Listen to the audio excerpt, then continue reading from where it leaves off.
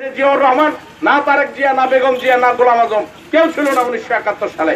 একমাত্র ছিল বঙ্গবন্ধু। তার নির্দেশনায় কিন্তু বাংলাদেশ স্বাধীন হয়েছে এবং তারই সুযোগ কখন না আমাদের নেতৃত্ব দিচ্ছে।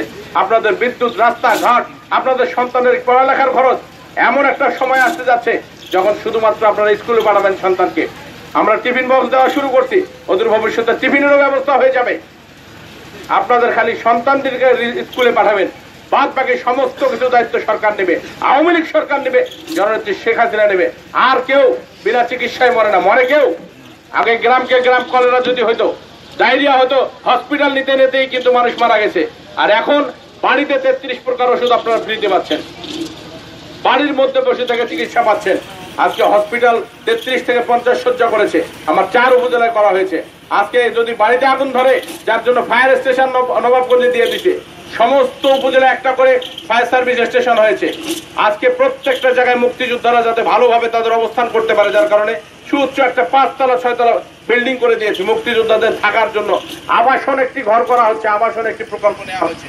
সেটাও কিন্তু আমরা পুটিমারা শালকুড়িয়ার মাঝামাঝি জায়গাতে করতে বলেছি, যেহেতু এই ইউনিয়নে সবচেয়ে বেশি মুক্তিযোদ্ধা। তো মায়েদের আর কষ্ট দেব না, শুধুমাত্র মনে রাখেন জননেত্রী শেখ হাসিনার চেহারা আপনাদের চেহারার মধ্যে কিন্তু মিল আছে। ওই বেগম জিয়ার সাথে মিল নাই। বেগম জিয়া কোনোদিন ওমরা হজ পালন করা ছাড়া তাকে কিন্তু কোনো জায়গাতে দেখা যায় নাই। দেখছেন আপনারা কোনোদিন নামাজ পড়া, কোরআন শরীফ পড়া? কিন্তু শেখ হাসিনা প্রত্যেকদিন সকালবেলা উঠে, প্রতিদিন সকালবেলা উঠে নামাজ পড়ে, কোরআন তেলাওয়াত করে বাঙালির জন্য 18 ঘন্টা কিন্তু কাজ করে দেয়, যেটা কিন্তু আমরা যারা নেতাকর্মী আছে তারাও পারি না। 37-38 বছর রাজনৈতিক জীবনে মাত্র 5 দিন ছুটি কাটাইছে শুধুমাত্র আপনাদের মুখে হাসি ফোটাবার জন্য। সমস্ত পরিবারকে হারাইছে, সমস্ত বাপ মা থেকে শুরু করে 14 গোষ্ঠীর মারি ফেলাইলো। তোমার যদি একে করলে হয় কেউ, তোরা তো নাও খাওয়া বাদ দিয়ে নিজে বোধহয় গলার দড়ি দিলে হয়। কিন্তু সে কাজ সমস্ত কিছু ভুলে গিয়ে সমস্ত শোককে শক্তিতে রূপান্তরিত করেছে সে, শুধুমাত্র আপনাদের দিকে তাকায়, আপনাদের সন্তানদের ভবিষ্যতের জন্য। আমি আহ্বান জানাই, এই শালকুড়িয়ার মাটির যে অবস্থান আছে আপনারা আরো দৃঢ়ভাবে আঁকড়ে ধরবেন। সকল দ্বিধাদ্বন্দ্ব ভুলে গিয়ে যে সমস্ত মানুষ বিভিন্ন মতে আছে তাদেরকে ভালোবাসা দিয়ে কাছে টেনে নেন। আর সেদিন বেশি দিন নাই, বেশি দূরে নাই, যেদিন এই বাংলার মাটিতে বাংলাদেশ আওয়ামী লীগের নেতৃত্ব ছাড়া বাঙালি আর কোন নেতৃত্ব মেনে নেবে।